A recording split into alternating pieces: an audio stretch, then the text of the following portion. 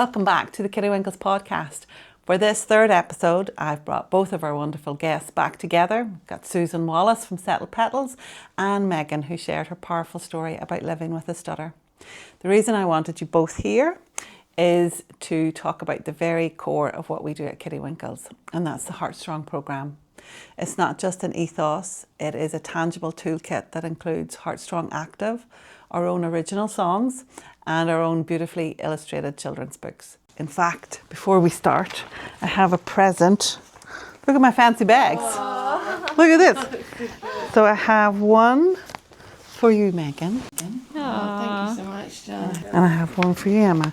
So we have written the HeartStrong Programme, which is, in essence, an emotional regulation programme. And we generated these three characters. We've got Kieran, who has all the big feelings and the big emotions. You have Rosie, the rabbit, and she has the anxious, worried emotions. And then Emilio is like the owl. He's the wise friend or the adult in the situation. So it's a great model in there too. And we looked at some big moments in the nursery where you always seem to be supporting them with. So climbing, biting, loud voices, anxious, worried, sharing.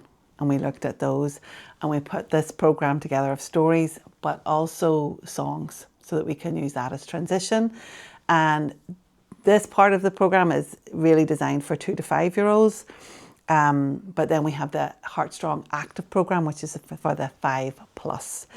And that's all big movements, proprioceptory, lifting, heavy, push, pull, breath work, feeling that rise, and then being able to bring it back down again with the breath work. So this HeartStrong programme spans those 2 age ranges. We do have the books, which you can access from our website, but also on our Kitty Winkles YouTube page, the stories, unfortunately, are narrated by me. But I couldn't find an AI voice with a Northern Ireland accent, and I was so determined that it wouldn't be American. So it just had to be me. But also the songs are there as well. So it's bridging that gap between home and nursery, that if we're using these songs and stories to help support, the parents have access to that too. And yes, you can buy the book, but you have free access with the YouTube channel. So we were really excited to write the programme, but the reason I wanted to share it with you guys as well is I think there's so much more that we can do with it.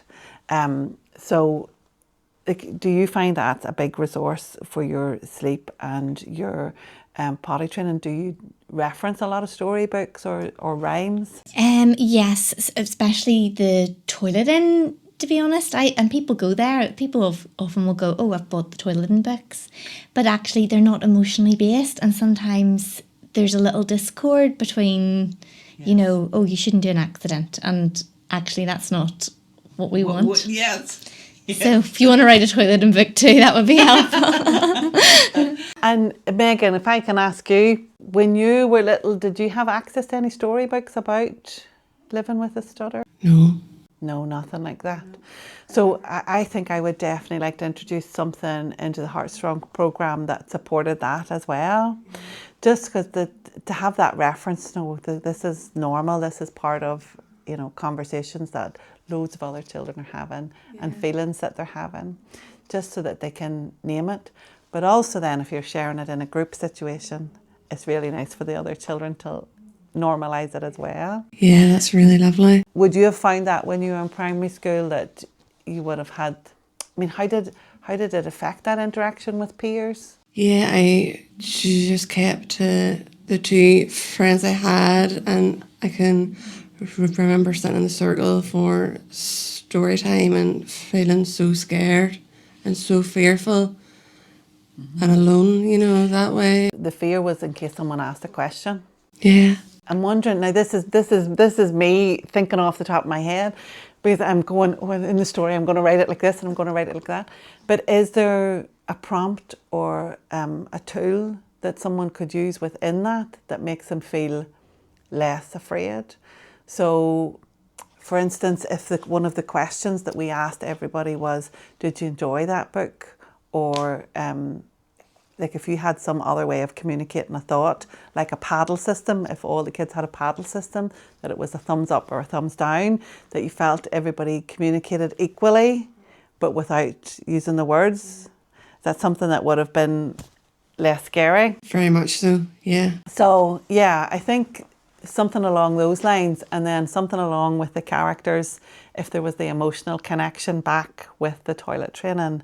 That's a really interesting part of it, is how they feel if there's an accident, and then how we want the adult to model that. Absolutely, and it could be as helpful to the adult to have that modelling language, because sometimes as adults we're thinking, what's the right thing to say when a child has had an accident?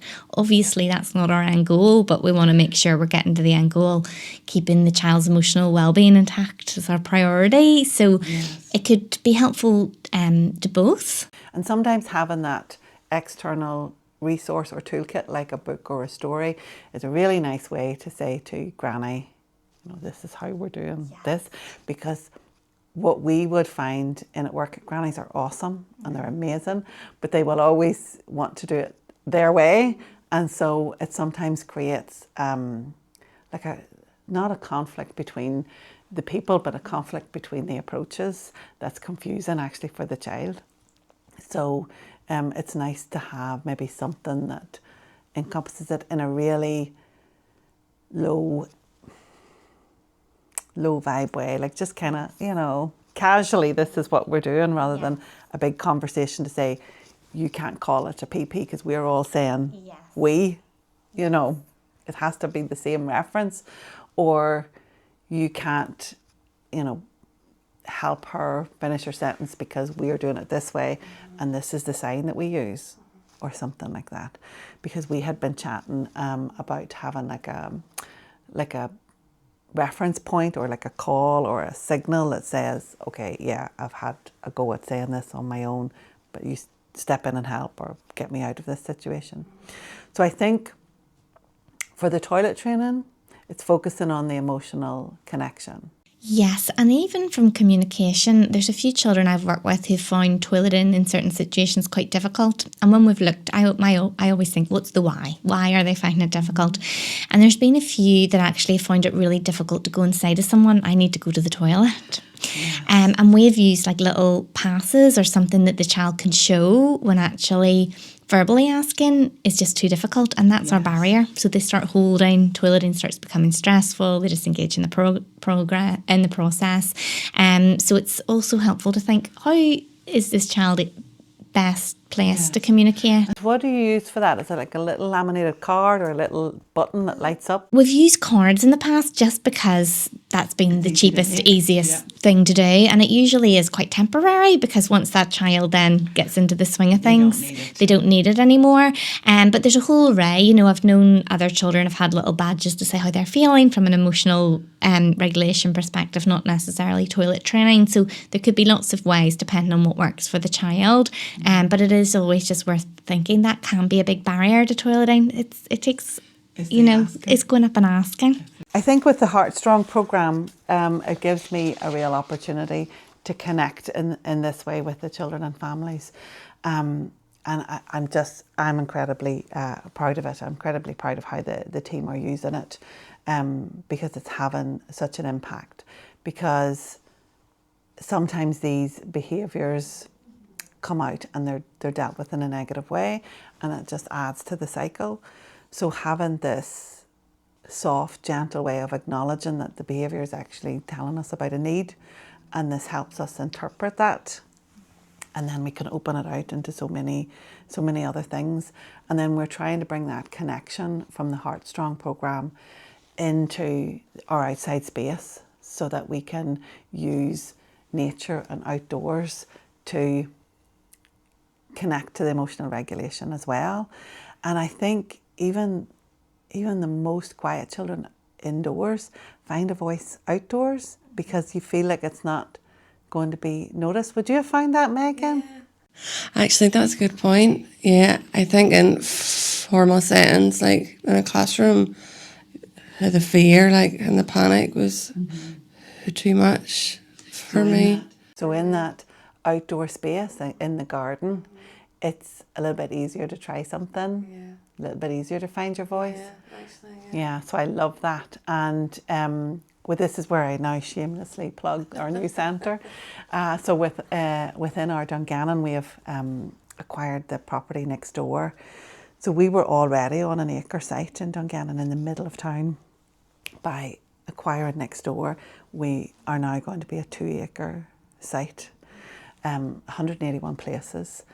But our outdoor space is going to be amazing. It's going to be what our whole curriculum is built around, and that connection to the sleep and the emotional freedom that you're going to get from the outside space.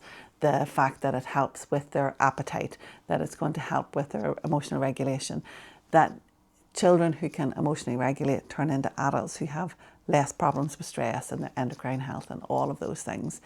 And then we look at that space, and it's got 2 nature ponds. It's got a waterfall.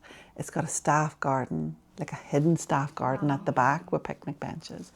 It's got a tennis court. It's got a story tree, a weeping willow story tree. It's got a hidden garden at the side, which is going to have like a HeartStrong trail. So there's different stations that do different breath work with different characters while you're outdoor in the garden. Oh, I get goosebumps. And we have, it's so good. And we have a lady who's coming over in August, and she's going to do breathwork training and yoga training with the team. And so there's a little section in the garden, and that's going to be their yoga shala. And it'll have a little covered area and a platform, and they're going to do their breath work then to try and pack as many tools as possible into their little tool belt before they head off into the school environment. To just be able to catch themselves and acknowledge, name it, and then be okay. Because we have found that so many more children now are coming in, and they're all bubbling up, and you can tell that they're trying, but they just can't get it pulled back before then they lash out or they bite or they hurt themselves. And I think this connection with the outdoors is, here's me, maybe it'll not be. Maybe I'll do it and it'll be a disaster, but I'm really hoping that all the research out there is going to lead us on the right path for this. So, yes, what I was trying to say before I got on a tangent about how amazing the space is, the new centre opens in June, and we're doing a Founding Families package. So any of the parents that sign up now for June gets 70% discount off a month's childcare fees, and you can use that within the first 6 months. So that's hundreds and hundreds of pounds off.